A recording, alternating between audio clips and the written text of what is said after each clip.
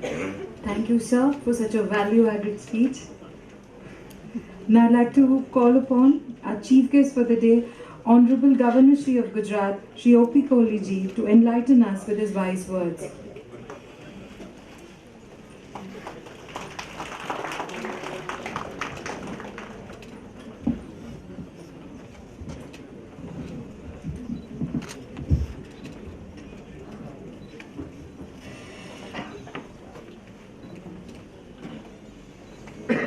सम्माननीय श्री सुधीर नानावटी जी, अभी जिनका वक्तव्य आपने सुना, मान्यवर श्री सुधीर जैन जी, डॉक्टर हितेश जी, डॉक्टर जोशी जी, डॉक्टर शिफाली दानी जी, इस सभागार में उपस्थित आप सभी शिक्षा में रुचि लेने वाले भाई और बहन, जो कुछ इस मौके पर कहा जाना चाहिए वो बहुत सुंदर तरीके से, बहुत ही सहज, सरल और एकदम इनफॉर्मल शैली में डॉक्टर सुधीर जैन ने कहा है। एक अच्छे प्रवचनकर्ता के प्रवचन में कई बड़े सुंदर सूत्र बिखरे रहते हैं, उनको खोजकर इकट्ठा करके पिरो लेना चाहिए, ऐसा उनका प्रवचन था। ग्लोबलाइजेशन ने दुनिया की तस्वीर बदली है और उस तस्वीर में हमारी शिक्षा व्यवस्था कैसी हो, इसका आप आने वाले 2 दिनों में विचार करेंगे। ग्लोबलाइजेशन के कारण एक तो दुनिया में राष्ट्रों की सीमाएं, भौगोलिक सीमाएं बेशक कायम हों, लेकिन विचारों की सीमाएं टूट गई हैं, व्यापार की सीमाएं टूट गई हैं और प्रतिस्पर्धा का दायरा बहुत बढ़ गया है। दूसरी बात यह हो गई है कि आर्थिक गतिविधियां और व्यापार, इसका महत्व बढ़ गया है, बाकी चीजें पीछे चली गई हैं। तीसरी बात जिसका डॉक्टर सुधीर जैन जिक्र कर रहे थे,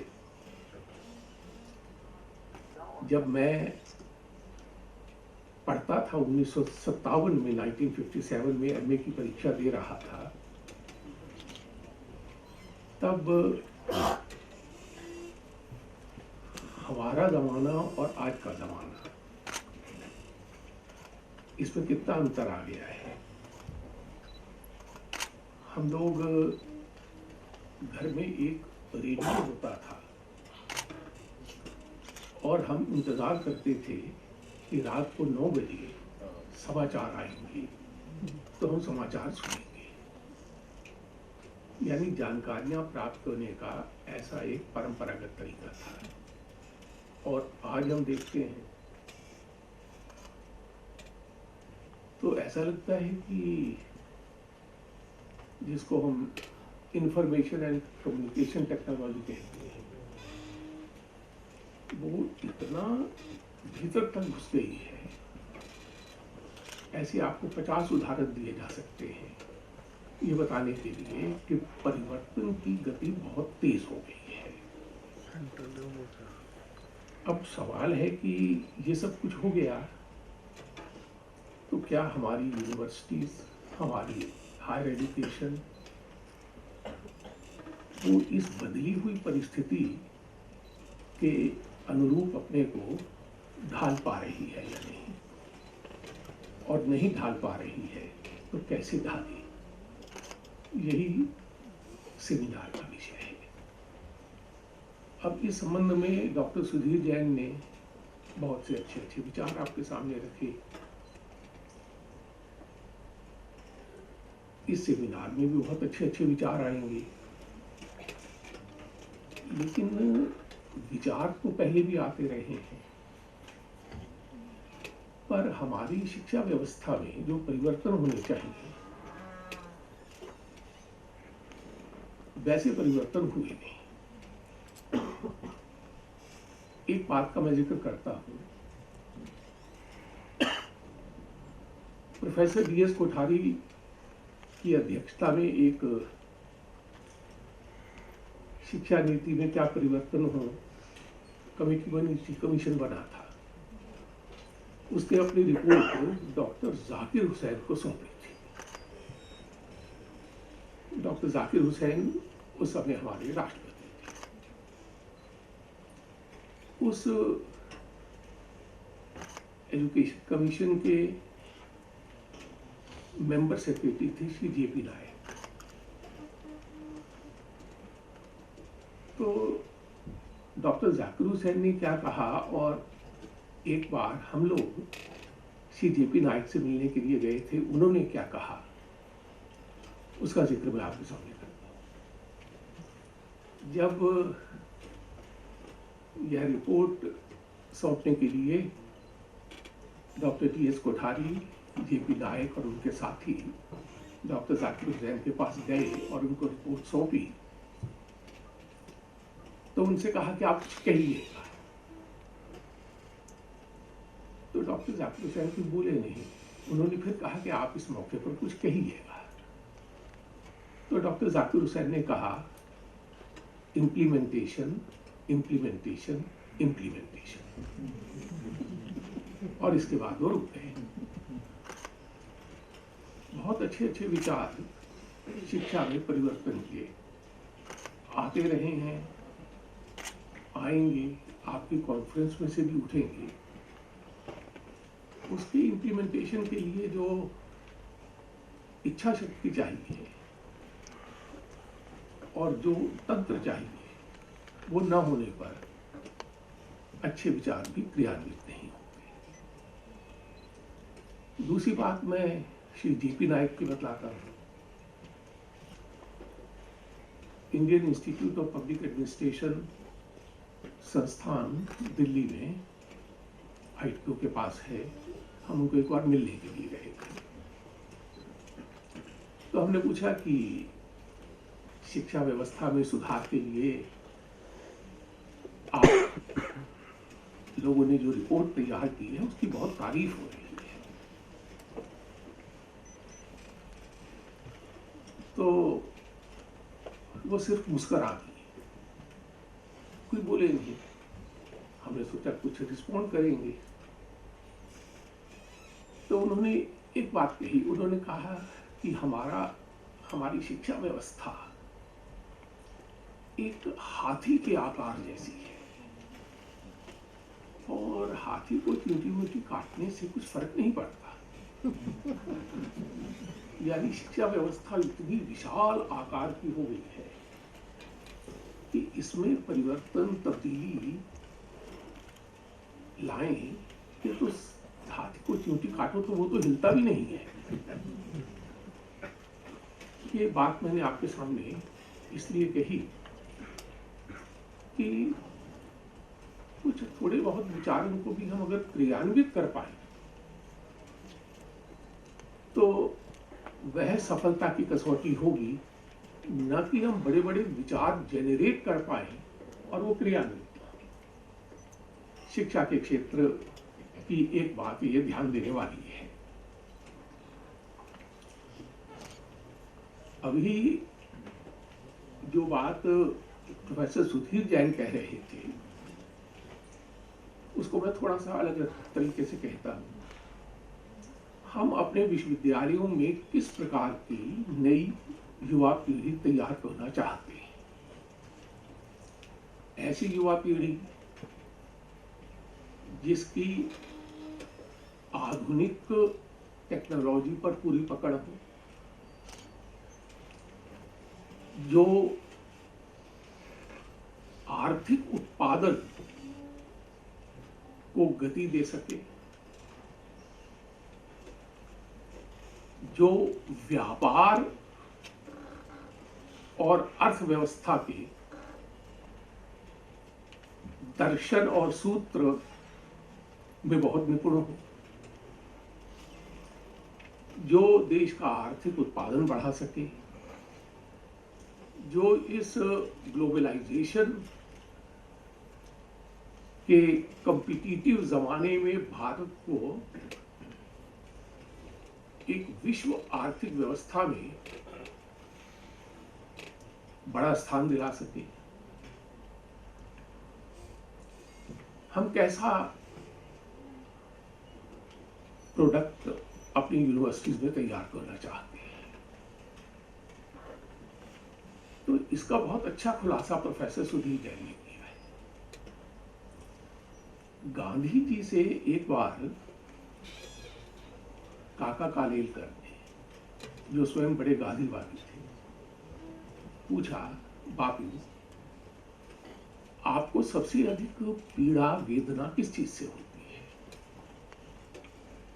गांधी जी क्षण भर के लिए रुके और फिर बोले, काका मैं शिक्षित लोगों में करुणा का भाव सूखता हुआ दिख रहा हूं, इससे मुझे सबसे अधिक पीड़ा होती है। जिस बात की तरफ प्रोफेसर सुधीर जैन जिक्र संकेत कर रहे थे, शिक्षित व्यक्ति क्या वो है जो प्रोफेशनली कॉम्पिटेंट हो? शिक्षित व्यक्ति वह है जो आर्थिक उत्पादन अधिक कर सके।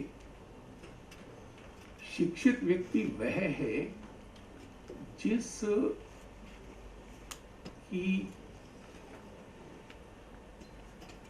जिसकी capabilities in terms of his command over technology हो। शिक्षित व्यक्ति की हमारी कसौटी क्या है? तो गांधी जी ने कहा कि मैं शिक्षित व्यक्तियों में करुणा का भाव सूखता हुआ देख रहा हूं। और आजकल हम कभी कभी शिकायत भी करते हैं, हाँ वो बहुत पढ़ा लिखा है लेकिन स्वार्थी है। हाँ प्रोफेशनली बहुत कॉम्पिटेंट है लेकिन उसके मन में दर्द नहीं है। वह बहुत बुद्धिमान है लेकिन समाज के प्रति जिम्मेदारी की भावना कम है। ऐसे सवाल हम अक्सर उठाते हैं। तो हमारी यूनिवर्सिटीज को, हमारे विश्वविद्यालयों को किस प्रकार का युवा तैयार करना है जो हमारी मटेरियल प्रोडक्ट को बढ़ावा देने वाला हो, जो प्रोफेशनली कॉम्पिटेंट हो, जिसकी टेक्नोलॉजी पर बहुत पकड़ हो, जिसको बिजनेस के तौर तरीके आते हों, जो इन सब चीजों में प्रोफिशिएंट हो। ऐसे लोग तैयार करने हैं या वे लोग तैयार करने हैं जो इन गुणों के साथ साथ, इन गुणों को छोड़कर नहीं, इन सब गुणों के साथ साथ समाज के प्रति संवेदनशील हों, करुणा की भावना हो, कंपैशन हो। ये एक बात विचार करने की है। एक दूसरी बात विचार करने की है, मैं दरअसल जो बातें कह रहा हूं वह प्रोफेसर सुधीर जैन के भाषण में से ही चोरी करके कह रहा हूं। इसलिए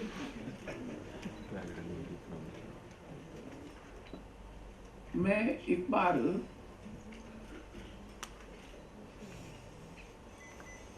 दिल्ली विश्वविद्यालय की एग्जीक्यूटिव काउंसिल की मीटिंग थी,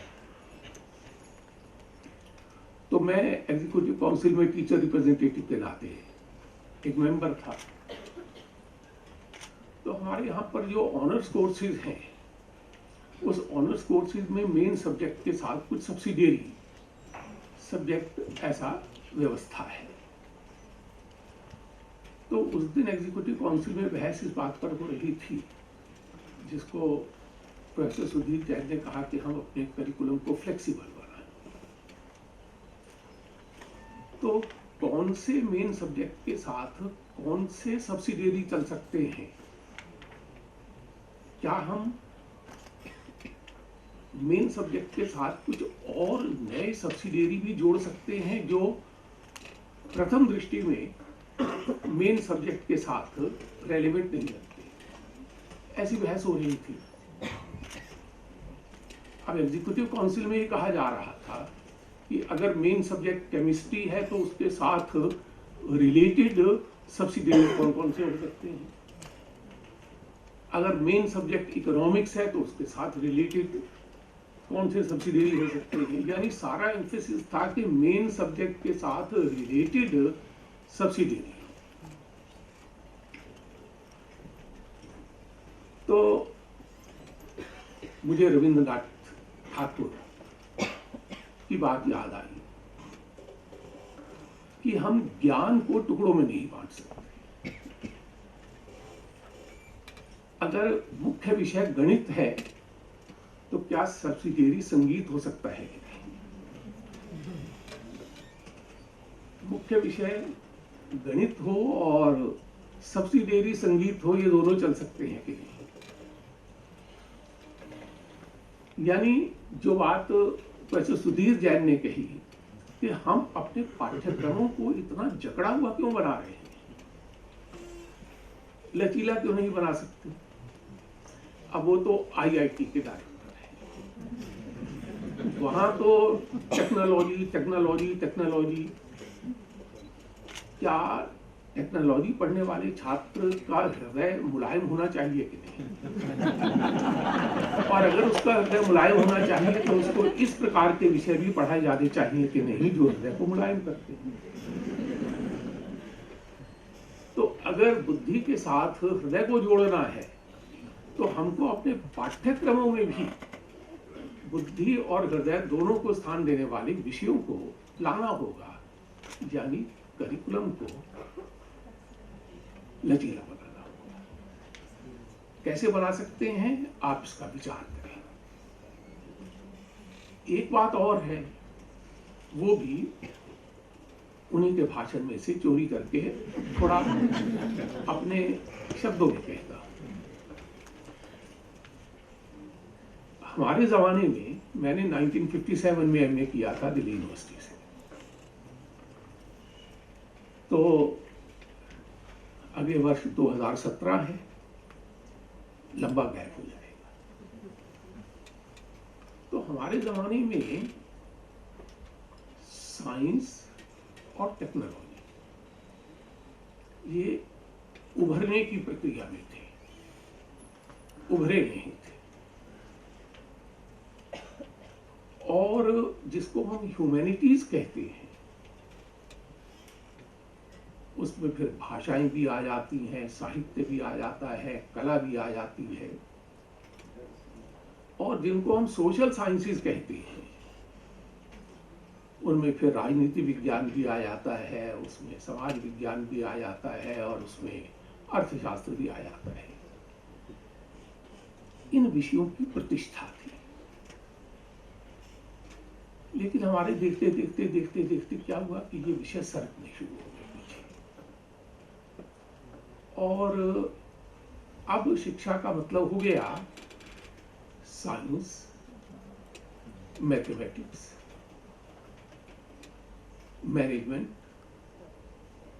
बिजनेस, टेक्नोलॉजी और उसमें एक जोड़ लीजिए, ये शिक्षा का मतलब हो गया।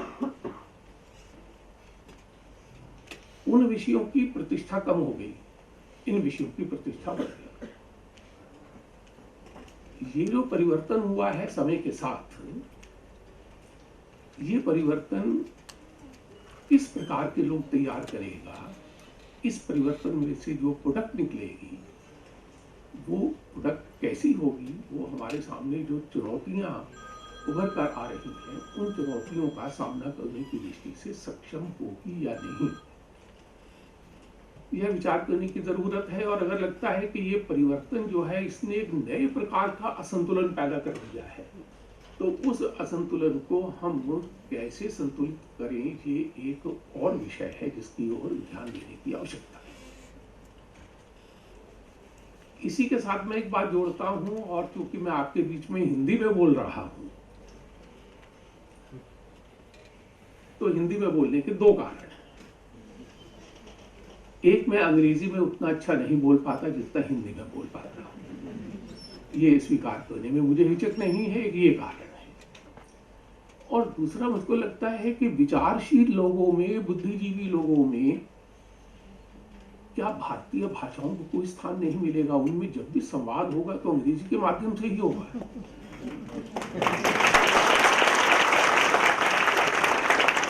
ये दूसरी बात मेरे मन में उठती है। इसलिए कुछ तो कम अंग्रेजी आने के कारण और कुछ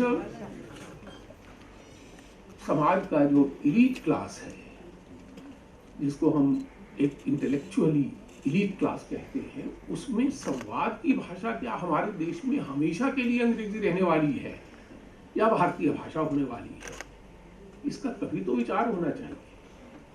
मैं हिंदी की बात नहीं करता, क्यों नहीं गुजरात में गुजराती के माध्यम से जो बुद्धिजीवी और विचारशील वर्ग है उसमें संवाद, ये विचार करने की बात है। खैर, मैं विषय से भटक गया। मैं जो बात कहना चाहता था वो ये कि प्रोफेसर सुधीर जैन ने तक्षशिला की बात, नालंदा की बात,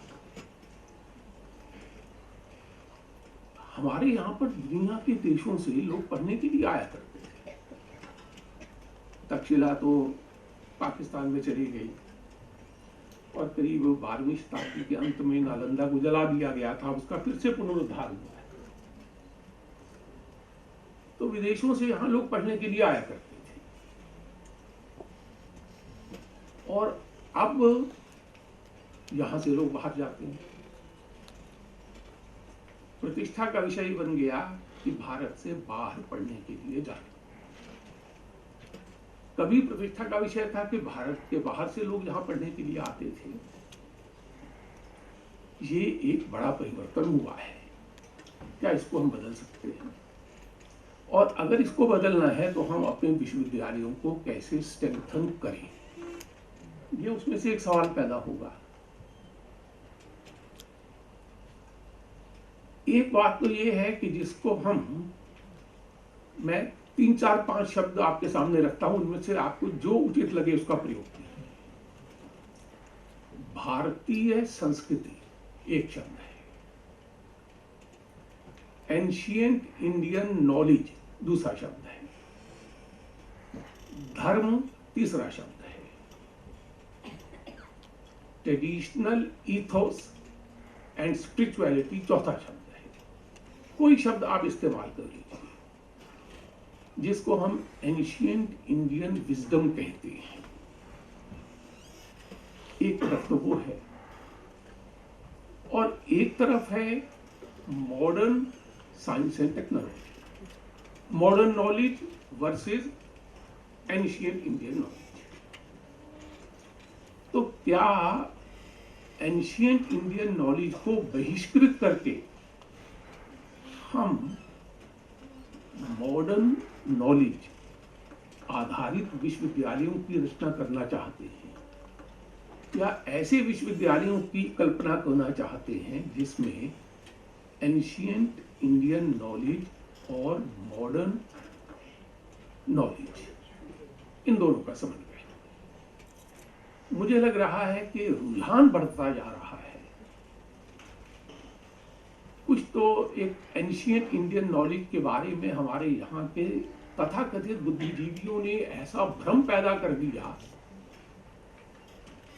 कि आप भारत का नाम लो तो आप कम्युनल, आप धर्म का नाम लो तो कम्युनल, आप संस्कृति का नाम लो तो कम्युनल, आप स्पिरिचुअलिटी का नाम लो तो कम्युनल। इसलिए क्या कर दिया कि बुद्धिजीवी व्यक्ति भीरू बन गया, डिफेंसिव पर आ गया।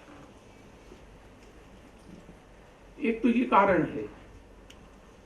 इसलिए बहुत असर्टिव तरीके से ancient Indian knowledge should find place in our education system, इसको हम लोग दम से नहीं कहते। और दूसरा ये है कि जिसको हम मॉडर्न नॉलेज कहते हैं, उस मॉडर्न नॉलेज का डंका दुनिया में बज रहा है और हम भी दुनिया के प्रवाह में बहना चाहते हैं। एक कहीं ना कहीं पर एक गांठ मन में है, ग्रंथि है। इस गांठ को, इस ग्रंथि को क्या हम निकालकर एक संतुलन ला सकते हैं कि हमारी शिक्षा व्यवस्था में एंशियंट इंडियन नॉलेज और उसका जो भी कनोटेशन हो, वो आप अपनी अपनी व्याख्या स्वयं करें, वो एंशियंट इंडियन नॉलेज के साथ हम सिंथेसाइज कर सकते हैं, एक समन्वय कर सकते हैं आधुनिक ज्ञान जिसका आधार विज्ञान और टेक्नोलॉजी, इनमें हम कैसे मेल बिठा सकते हैं। यह मेल बिठाने का काम रविंद्रनाथ ठाकुर ने किया था। उन्होंने कहा था कि खिड़कियां खोलकर रखो,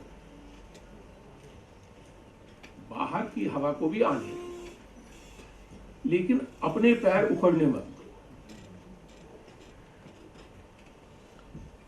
ये बात योगी अरविंद ने कही थी। योगी अरविंद ने दो शब्दों का प्रयोग किया है। उनकी एक पुस्तक है फाउंडेशन ऑफ इंडियन कल्चर, उसमें वो दो शब्दों का प्रयोग करते हैं।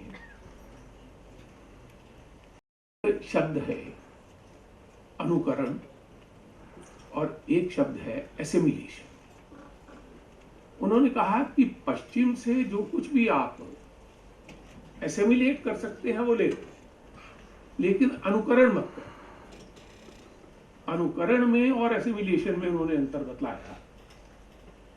अभी क्या है कि हमारे यहाँ पर एसिमिलेशन की बजाय अनुकरण की प्रवृत्ति बहुत बढ़ रही है, और हमारे लिए जो भी कुछ प्रतिष्ठा के मॉडल हैं वो सब अपने देश के बाहर ही दिखाई पड़ते हैं। कभी कभी मुझे लगता है, गुजरात में मैं आया तो अभी 2 साल भी नहीं हुए, मिलने आते हैं लोग, विजिटर्स आते हैं, तो हर एक के परिवार का कोई ना कोई बच्चा विदेश चला गया। तो कहीं ऐसा तो नहीं कि गुजरात हाईली डेवलप्ड स्टेट है और डेवलपमेंट और विदेश जाना ये दोनों चीजें जुड़ी हुई हैं, लेकिन कुछ है बात। तो ये जो एक प्रवृत्ति है कि हम अपने को विस्मित करके, अपने को भूलकर बाहर की ही सब चीजों को लेते रहें और इसी को हम विकास मान लें, तो ये कहीं ऐसा तो नहीं कि हम एसिमिलेशन को छोड़ दें और अनुकरण के चक्कर में फंस जाएं। इस पहलू का विचार करना जरूरी है। हमारे राष्ट्रपति जी, वो जब भी कहीं किसी विश्वविद्यालय में दीक्षांत समारोह में बोलते हैं या जहां भी कहीं अवसर मिलता है, आपने उनके वक्तव्य वगैरह पढ़े होंगे, सुने होंगे, वो एक बारे में बहुत चिंता प्रकट करते हैं कि विश्व के विश्वविद्यालयों की रैंकिंग में ऊपर के 200 विश्वविद्यालयों में भी भारत के किसी विश्वविद्यालय का स्थान नहीं है। ये चिंता वो प्रकट करते हैं।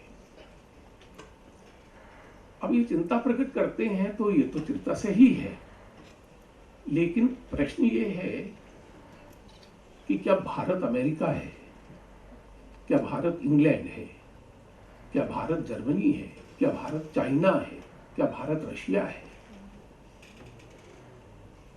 हमारे यहाँ तो समाज का बहुत बड़ा हिस्सा ऐसा है जो अभी तक विश्वविद्यालय की प्राचीर के भीतर प्रवेश नहीं कर सका। गरीबी है,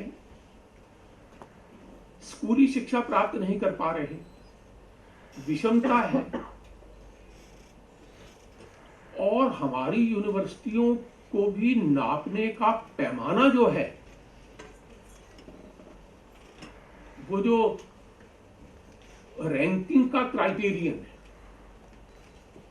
मैंने तो उसका बहुत अध्ययन किया नहीं है, लेकिन मेरा अंदाजा ये है कि वर्ल्ड यूनिवर्सिटी की रैंकिंग का जो क्राइटेरियन है वो विश्व के विकसित देशों की यूनिवर्सिटीज को ध्यान में रखकर बनाया गया है।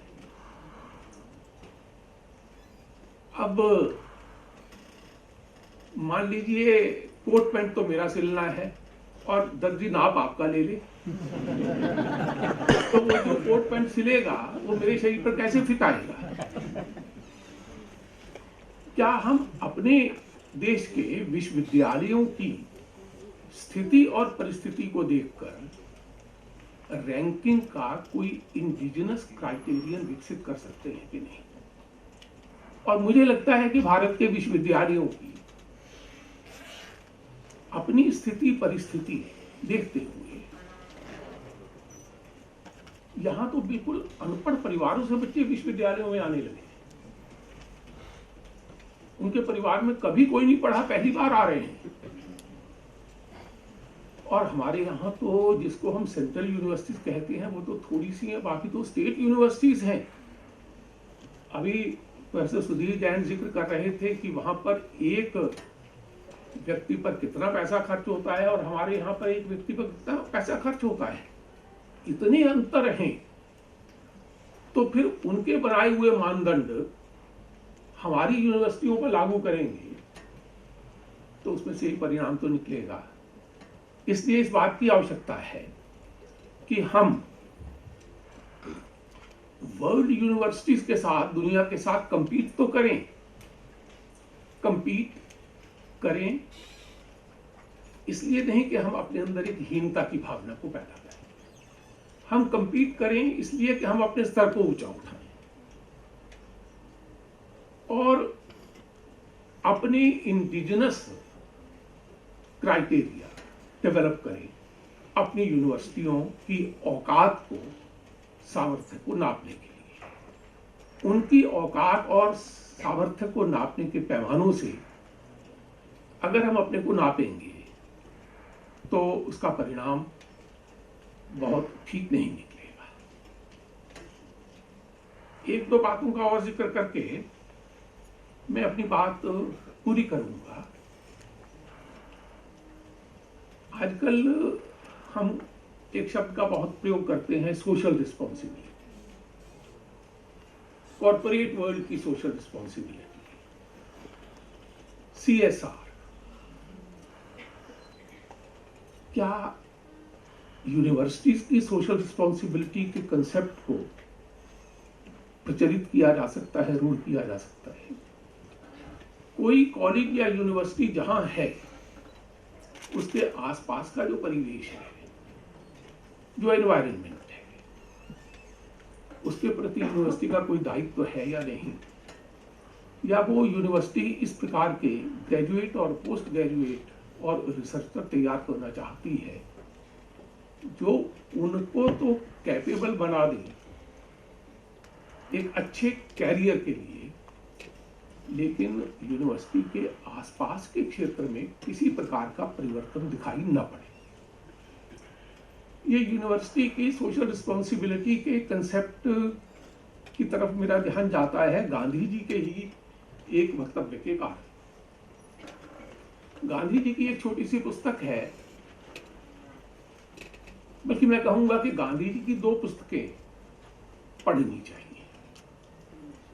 एक तो हिंद स्वराज्य, बहुत छोटी सी पुस्तक है, करीब 87 पेजेस की छोटी सी पुस्तक है, और एक India of my dreams.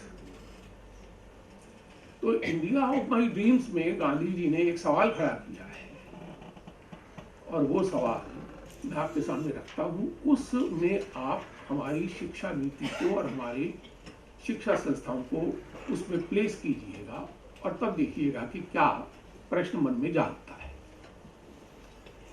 India of my dreams में गांधी जी ने कहा है कि भारत स्वतंत्र हो गया ऐसा मैं तब मानूंगा जब इस देश से तीन चीजें समाप्त हो जाए, और वो तीन चीजें बताई हैं। एक तो निर्धनता,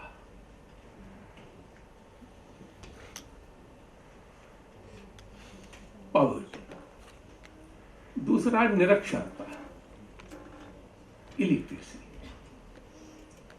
और तीसरा विषमता, डिस्पैरिटी। अब गांधी जी बड़े प्रैक्टिकल से महापुरुष थे। उन्होंने कहा कि भाई स्वतंत्रता का मतलब केवल ये नहीं होता कि राज सत्ता उनके हाथ से उनके हाथ में चलती है। ट्रांसफॉर्मेशन तो सोसाइटी का होना चाहिए। खाली सत्ता का शिफ्टिंग जो है, दिस इज नॉट स्वराज। तो ट्रांसफॉर्मेशन ऑफ सोसाइटी का, समाज का परिवर्तन हो, तो हमारे समाज में परिवर्तन किन चीजों में हो? तो उन्होंने कहा कि निर्धनता समाप्त हो जाए, निरक्षरता समाप्त हो जाए, और विषमता, डिस्पैरिटी समाप्त हो जाए। ये 3 सवाल गांधी जी ने खड़े किए थे। क्या हमारे विश्वविद्यालय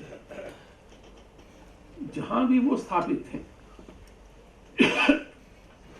अपने एनवायरनमेंट में, अपने भौगोलिक क्षेत्र में, अपने परिवेश में, क्या इन चीजों में कोई परिवर्तन ला सकते हैं? ला सकते हैं तो हम कहेंगे कि यूनिवर्सिटीज की भी एक सोशल रिस्पॉन्सिबिलिटी है। और अगर मान लीजिए ये नहीं कर सकते तो कहेंगे कि यूनिवर्सिटी लोग तो बहुत अच्छे अच्छे तैयार कर रही है, लेकिन उनमें सामाजिक दायित्व की भावना उतनी नहीं है जितनी होनी चाहिए। तो यूनिवर्सिटीज की सोशल रिस्पॉन्सिबिलिटी के लिए क्या पढ़ाना, कैसे पढ़ाना, कैसे लोग तैयार करना, ये सब सवाल उसमें से जुड़ते हैं, निकलते हैं। अब मैं एक बिंदु और लेकर समाप्ति की ओर जा रहा हूं। मुझको ये समझ में नहीं आता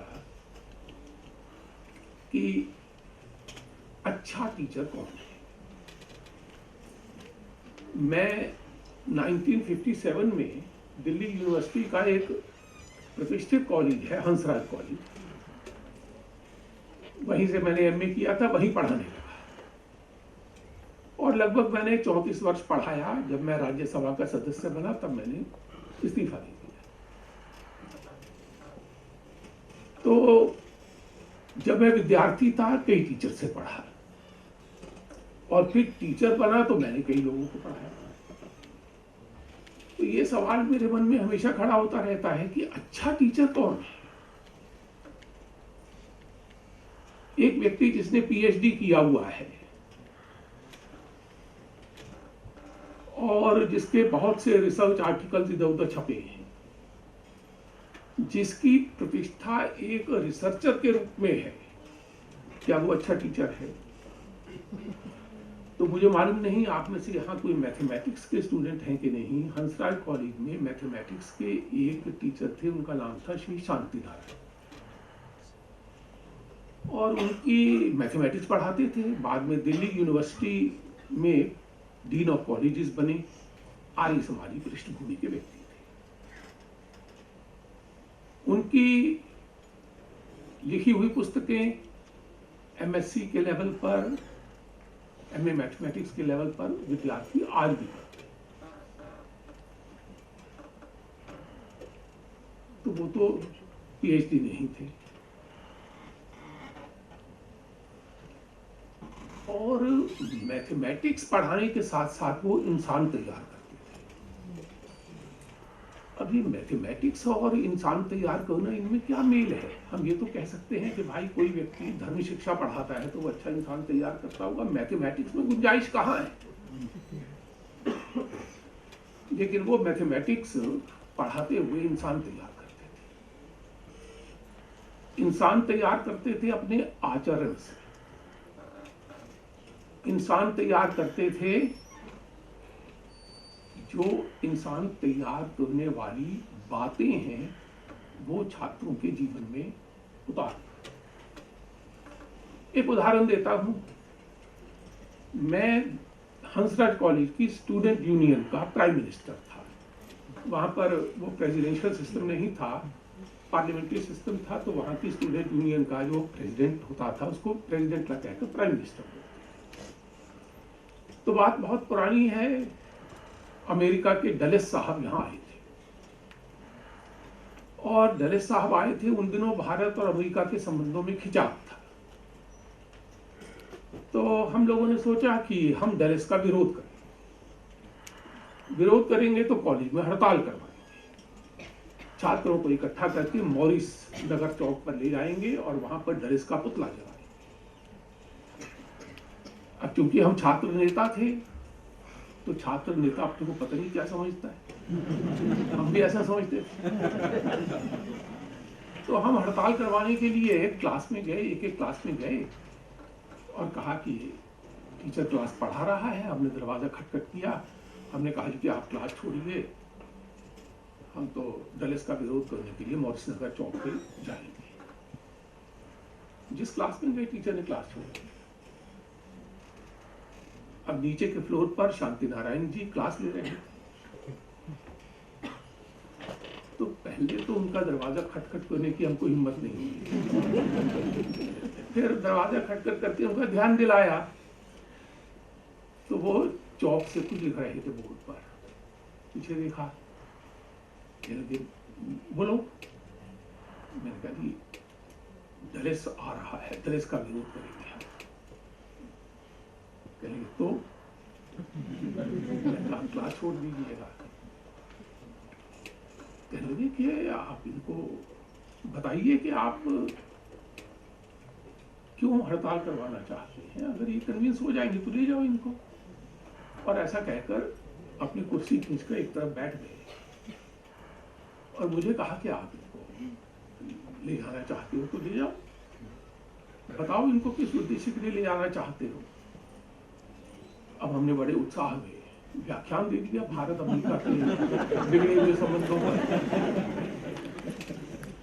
सारी क्लास में से केवल 4 विद्यार्थी निकल के आए, बाकी नहीं।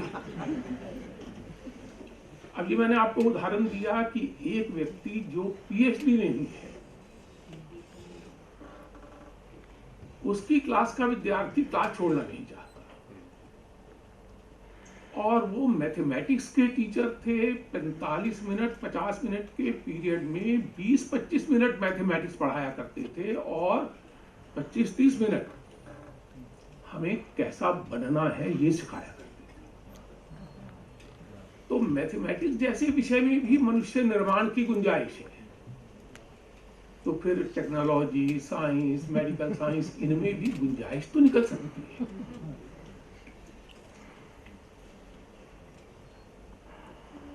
टीचर, ये पूरी की पूरी शिक्षा व्यवस्था में सबसे महत्वपूर्ण इकाई कोई है तो 2 है, शिक्षक और छात्र। उसके बाद तो जो भी कुछ है वो मदद करने वाली चीजें हैं, सब्सिडियरी हैं। बहुत बड़ी बिल्डिंग हो गई, बहुत अच्छा मैनेजमेंट हो गया, फाइनेंसिस आ गए। अच्छी शिक्षा कैसे दी जा सकती है, इसके लिए आजकल इंफ्रास्ट्रक्चर को बड़ा जोर दिया जाता है। और जब भारत के विश्वविद्यालयों की वर्ल्ड रैंकिंग की बात आती है तो हमारे यहाँ के विश्वविद्यालयों के इंफ्रास्ट्रक्चर को विदेशों के विश्वविद्यालयों के इंफ्रास्ट्रक्चर से कंपेयर किया जाता है। एक गरीब देश का इंफ्रास्ट्रक्चर तो कमजोर होगा ही। ये बात भी देखी जाती है कि यहाँ पर विदेशी फैकल्टी कितनी है हमारे विश्वविद्यालयों में, और भारतीय फैकल्टी विदेशी विश्वविद्यालयों में कितनी है। हमारे यहाँ विदेशी छात्र कितने पढ़ते हैं, वहाँ भारतीय छात्र कितने पढ़ते हैं। ये एक बड़े गैर वाजिब मानदंड है जिनसे हम इन चीजों को परखते हैं। मेरे हिसाब से टीचर और स्टूडेंट, ये अगर 2 हों तो एक पेड़ के नीचे भी पढ़ाया जा सकता है।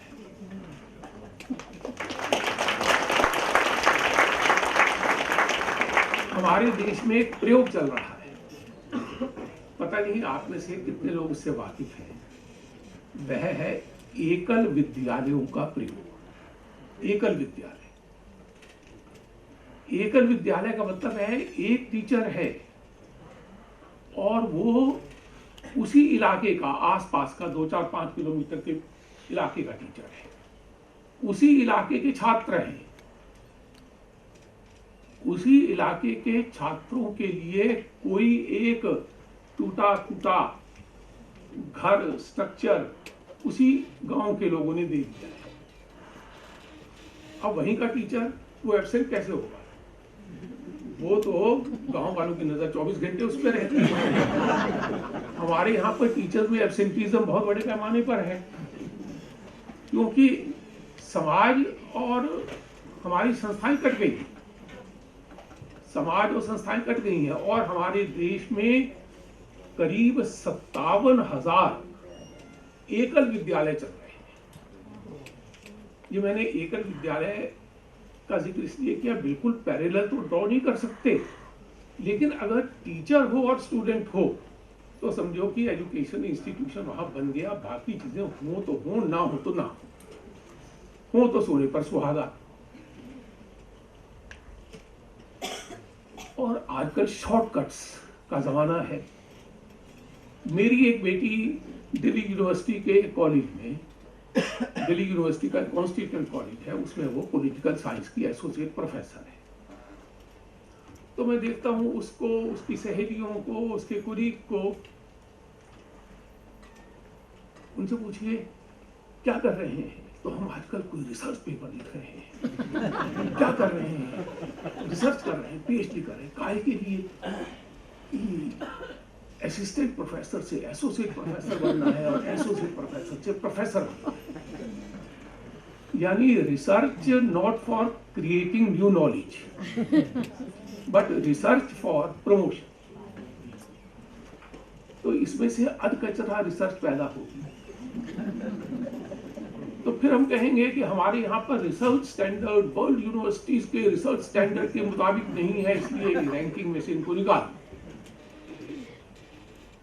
अच्छा टीचर, उसके कंपोनेंट क्या होते हैं, आप अपनी 2 दिन की इस गोष्ठी में इसका जरूर विचार करें। What makes a person good teacher?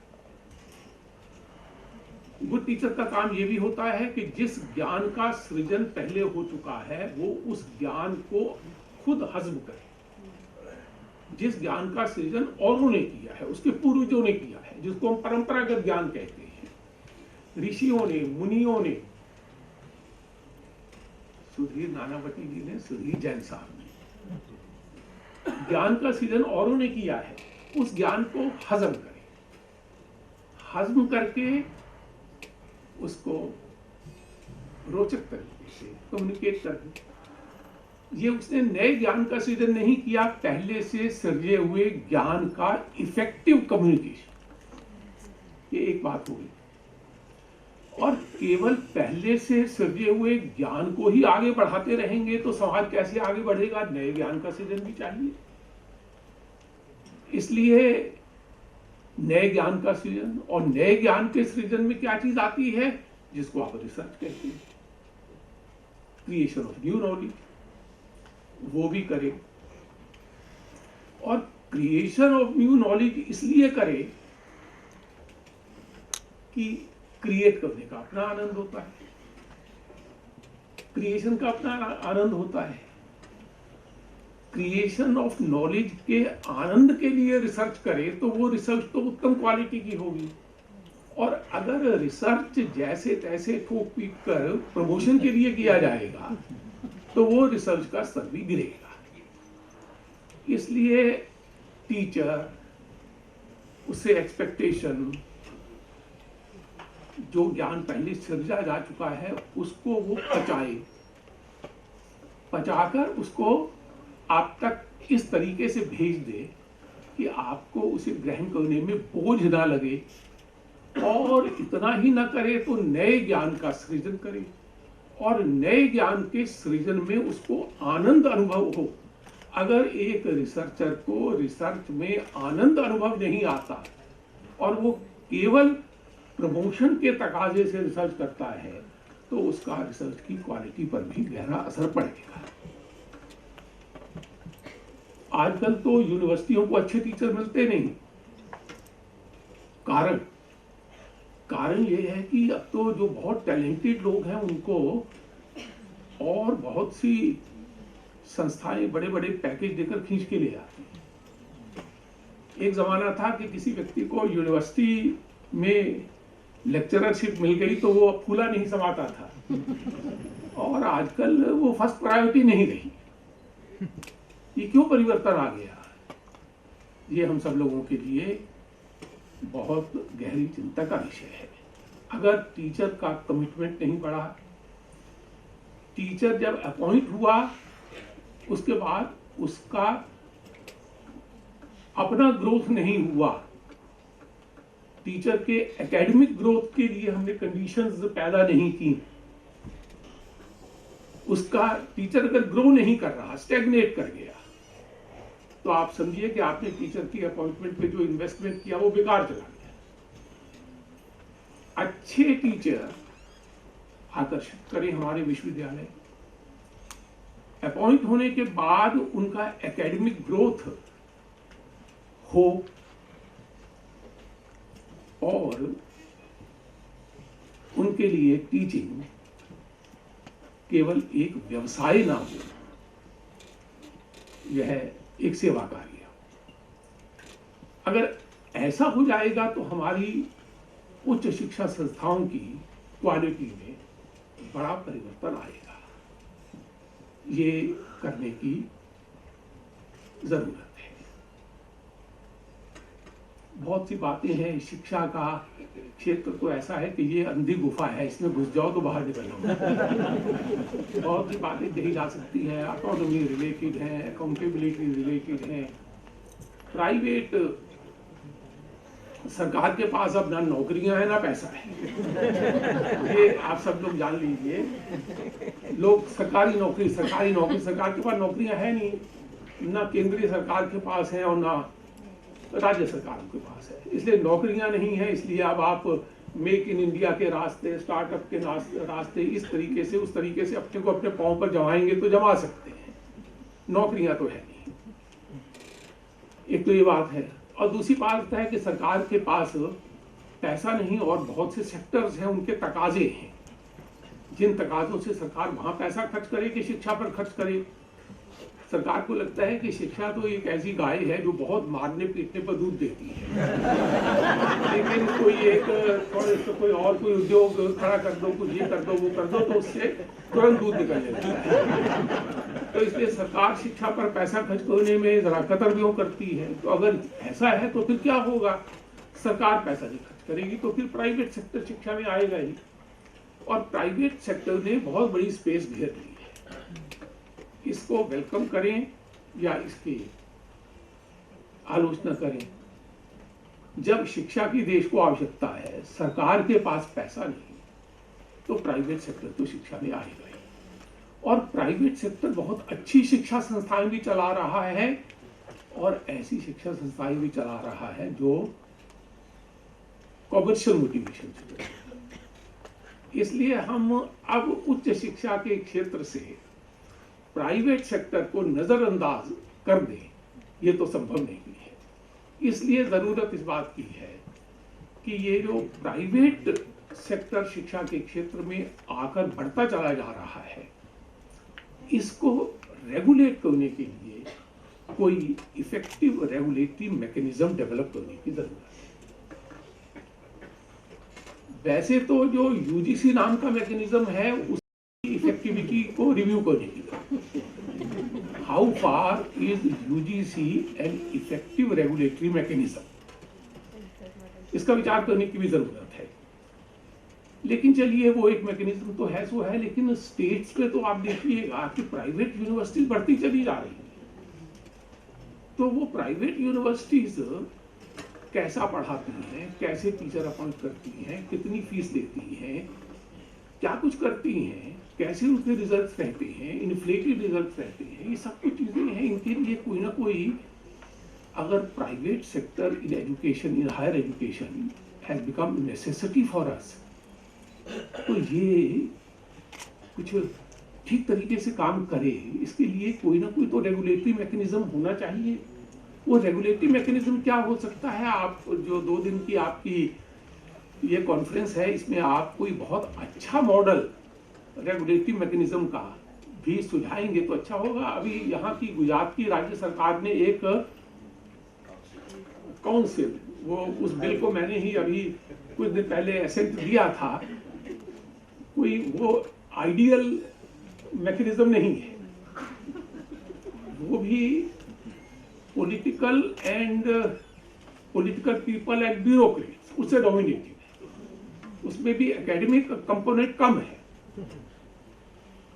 इसलिए इस ये काउंसिल ऑफ हायर एजुकेशन के रास्ते से भी हायर एजुकेशन पर वर्चुअली कंट्रोल तो गवर्नमेंट का ही बना है, पर तो भी मैं समझता हूं कि it is one step forward, इस मायने में कि अब गवर्नमेंट सीधे हायर एजुकेशन को बारे में निर्णय करने की बजाय एक फोरम हो गया, वहां लोग बैठेंगे, उसमें कुछ पॉलिटिशियंस होंगे, कुछ ब्यूरोक्रेट्स होंगे, कुछ एकेडमिशियंस होंगे, कुछ वाइस चांसलर्स होंगे, कुछ शिक्षा में रुचि करने वाले लोग होंगे, चाहे उनकी संख्या कभी क्यों ना हो, पर चर्चा तो होगी, बात तो होगी। इसलिए एक कदम ये आगे बढ़ा है, और मैं तो बराबर जोर देता हूं कि कोई ना कोई effective regulatory mechanism private sector की शिक्षा संस्थाओं के लिए, यूनिवर्सिटियों के लिए, ये शिक्षा जगत में रुचि लेने वाले लोग विचार करें। और क्योंकि आपकी ये एक 2 दिन की कॉन्फ्रेंस हो रही है, आप भी विचार करें कि इसमें सरकार की कितनी भूमिका हो, ब्यूरोक्रेट्स की कितनी भूमिका हो। रिटायर्ड पॉलिटिशियन करंट पॉलिटिशियन से भी ज्यादा खतरनाक होते हैं। वो जैसे तैसे इलेक्ट होकर उसमें सिंडिकेट वगैरह में आ जाते हैं और फिर वो कंट्रोल करते हैं वहां से। तो ऐसे तत्वों से जागरूक रहते हुए हम अपनी शिक्षा संस्थाओं का संचालन बेहतर तरीके से कैसे हो और वो कैसे प्रोडक्टिव हो, इन सब चीज़ों का आप विचार करें, बहुत अच्छा होगा। मैं यहाँ आकर सुधीर नानावटी जी के सुपुत्र से मेरा एक पिछले कार्यक्रम में मेल हुआ था, बहुत अच्छा लगा था। आज उनसे भी मेल हुआ, प्रोफेसर सुधीर जैन से भी मुलाकात हुई, और आप सब लोगों के बीच में भी कुछ इधर उधर की बात करने का मौका मिला। बहुत बहुत धन्यवाद।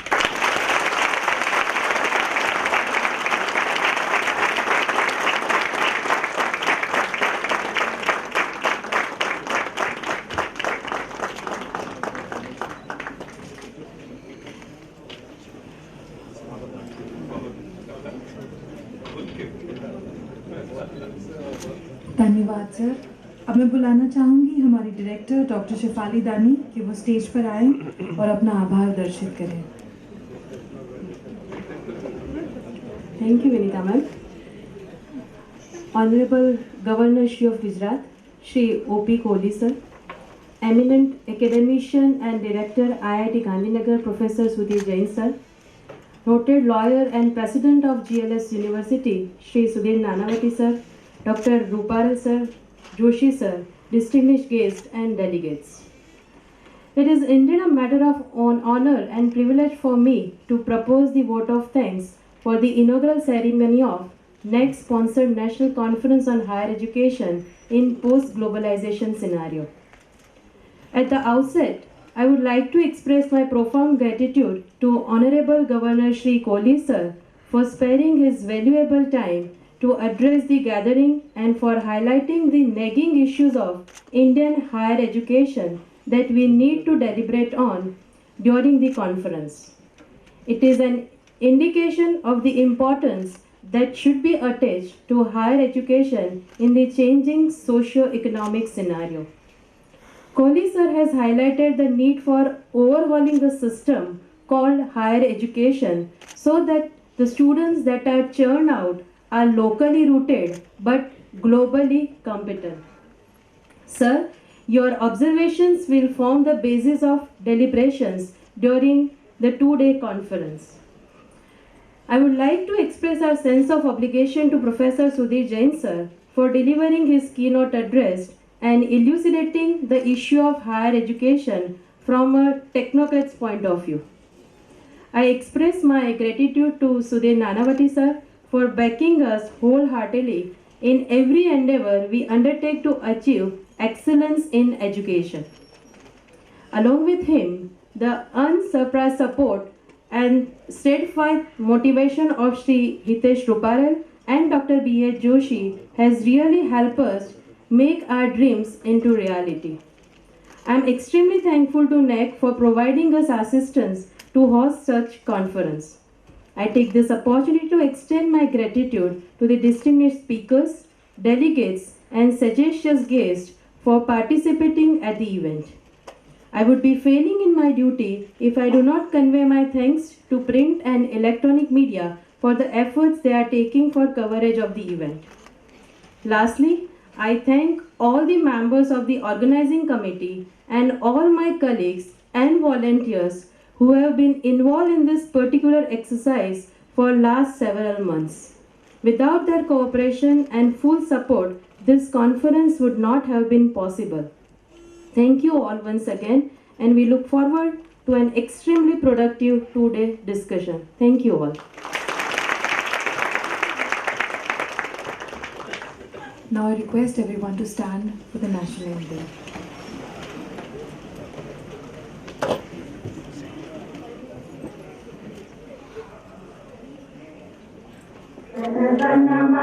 अधिनायक जय हे भारत भाग्य विधाता पंजाब सिंध गुजरात मराठा द्राविड़ उत्कल गंगा विंध्य हिमाचल यमुना गंगा उच्चल जलधि तरंगा तव शुभ नामे जागे तब शुभ आशीष मांगे गाहे तब जय गाथा जन गण मंगलदायक जय हे भारत भाग्य विधाता जय हे जय हे जय हे जय जय जय जय हे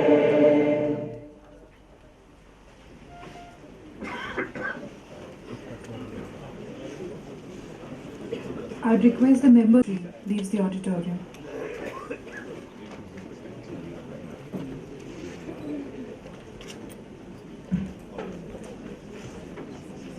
Please stay in the auditorium till sir is here.